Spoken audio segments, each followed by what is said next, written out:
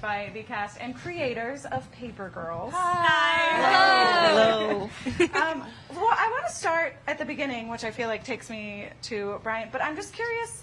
Obviously, this is a beloved comic series. How did this show come about? Well, I guess the idea for the comic started. I grew up in the suburbs of Cleveland, much like the ones where our Paper Girls live. And there was one day where just all of a sudden it felt like the paper boys who used to deliver our papers were replaced by paper girls. And I just thought it was so fascinating that they were sort of pioneers. They were the first of their kind, but also the last of a dying breed. And I just thought these entrepreneurial young badasses would make great protagonists for a show. So that was sort of how the seed was planted for the comic. Yeah. And then for our TV creative team, what made you all think, let's take this, let's translate it into an actual series? I mean, I think our big priority going into it was to not blow it, because it was so beloved by so many, and rightfully so. But I think the comics begin to hint at larger conversations that they can't have just because they have to move so fast. You only have the panel, whereas we get 8 hours of TV. And so we felt like there was an opportunity to really kind of sit down in those conversations, in those moments, and tell a deeper story. Yeah. Okay, I have to know what the casting process is. Was this all Zoom casting? Yes, it was. Yes, it was. Was it for you? I'm trying to remember. Yes. Yes. How was that? How does that change things in terms of like your audition process? You get to send the best version. That's true. We originally sent in tapes, and then it became Zoom as the process went on. And I mean, we did a chemistry read over Zoom, which I at first was like, how are they going to see if we have chemistry if it's over Zoom? You know, you would think that it would have to be in person, but I see them in like these little boxes. But we think we have pretty good chemistry. Yeah, I would say so. Yeah. We do all right. Well, I'd hope so. I'd hope so.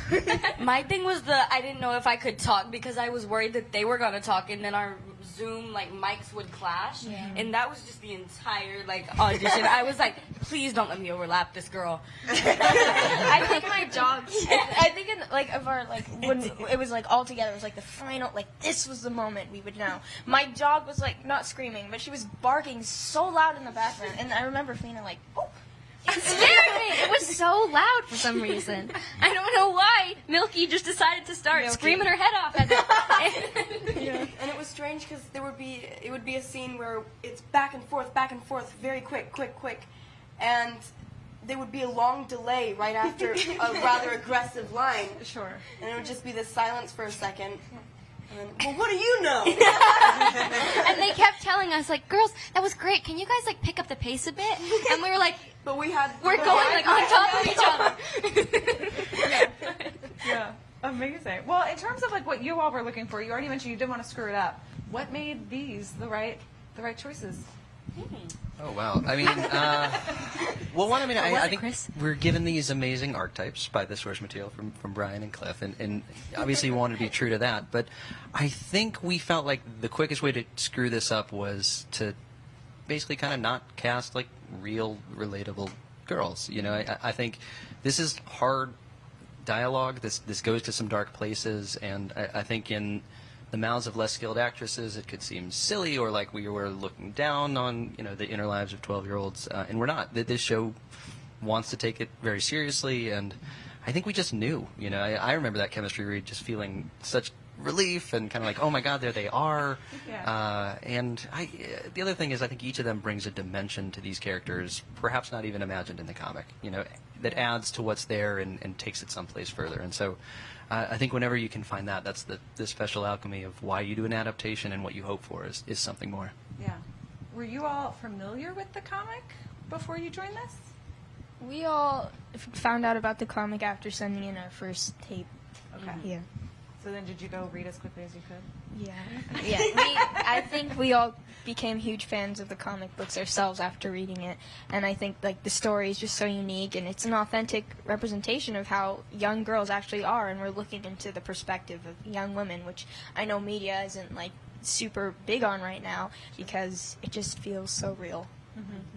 Yeah. My character is the only character that's not in the comics. I don't really care for the comic. It's okay. Yeah. It's okay. It's fine. But it could use a little Do you know what I mean? So maybe part. Sequel. Yeah, sequel. Well, what you're saying is that anyone can watch this show. They don't have to love the Yes, exactly. Anyone can come. Well, That's exactly that's why what you I'm do what you saying. do. That's what I heard. Spot on. That was great. That Spot was on. great. What about you? What was your experience? I did not know about the comics, and I try not to do research before an audition because I don't want to freak myself out going, wow, this could be really huge.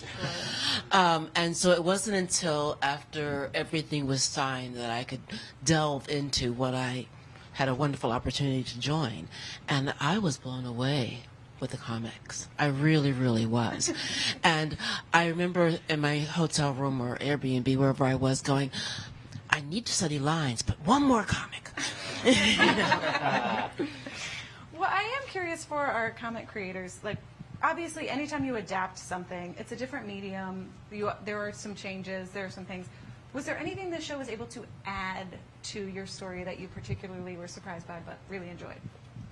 Yeah, the comic only takes place over, a few nights, and the expansion of it and adding new characters like Nate's and Mac's family too is really just takes you to emotional places that get only hint at in the story, in the comic, and really expands things. Yeah.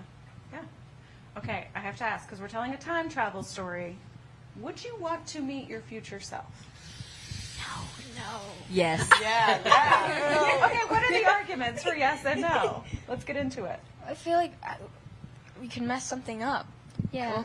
Sure. I wouldn't want to go and meet my future self and then come back to where I am now and have that influence the way my life happens. Just want to live in the moment and go with the punches and ride the wave. Yeah. I don't need to know what happens in the future. I'm not itching for any sneak peek. Sure. I am itching for a sneak peek. I'm very curious about what would happen in the future, and then I would also really want to know about what stocks to invest in when I come back so I can be rich then, because I would like to be rich in the future. So That's good. I would want to know older me or future me, Yeah. whatever you want to call it. Yeah. Okay, so I think that I would do something to her. I wouldn't have a conversation with her. I would do something to her.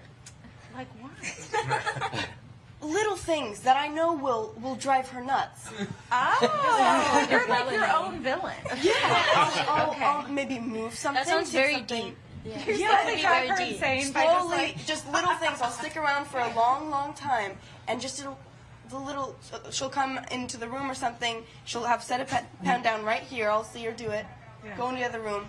I'll move it just a little bit so she can see what was here. Now it's here.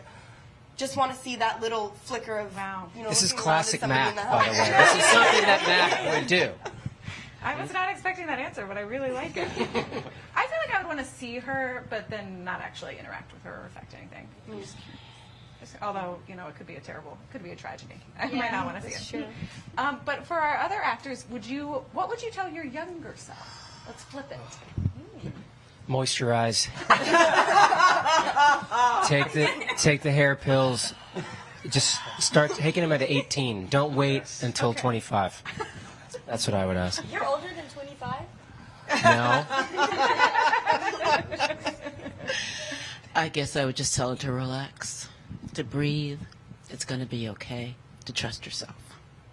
Good advice. Aw. Okay, what are we most excited for people to see in this series? Everything.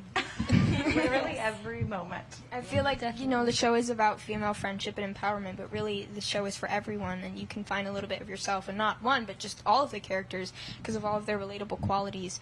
And something I took away from the show, and what I hope other people can take away from the show, is that it's okay to not have it all figured out.